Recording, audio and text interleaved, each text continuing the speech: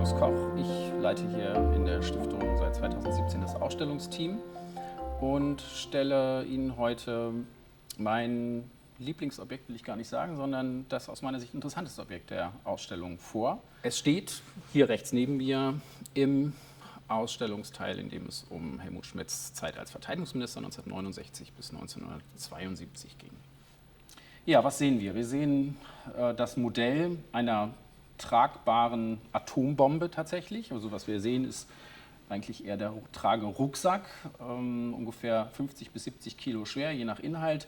Diese tragbaren Atombomben sollten in den 60er Jahren, in den 70er Jahren im Kalten Krieg stationiert werden an strategisch wichtigen Orten entlang der deutsch-deutschen Grenze vor allen Dingen. Sie sollten fernzündbar sein von Soldaten am Boden.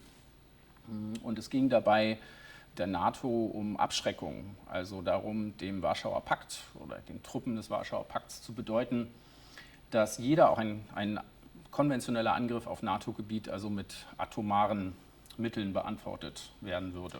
Ja, warum finde ich das so interessant? Ich denke, zum einen gibt es eine Spannung zwischen dem etwas biederen Daherkommen dieses Objekts. Einige Leute, die hier schon drin waren, haben gesagt, das sieht ja eigentlich aus wie ein Wanderrucksack oder könnte man dafür halten.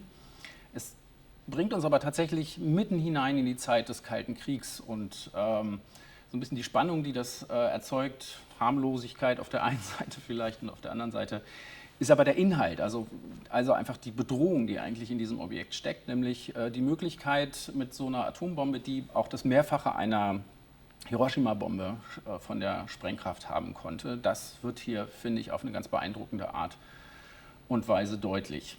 Helmut Schmidt hat die Idee und auch die Umsetzung dieser NATO-Doktrin, also speziell die Verlegung dieser Atombombe, vehement bekämpft.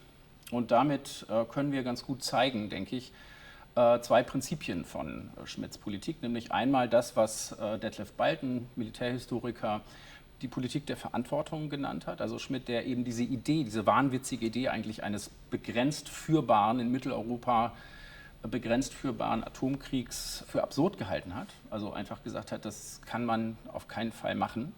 Zusammen mit seinem US-amerikanischen Amtskollegen Melvin Laird, also es am Ende auch geschafft hat, dass diese Idee nicht umgesetzt worden ist.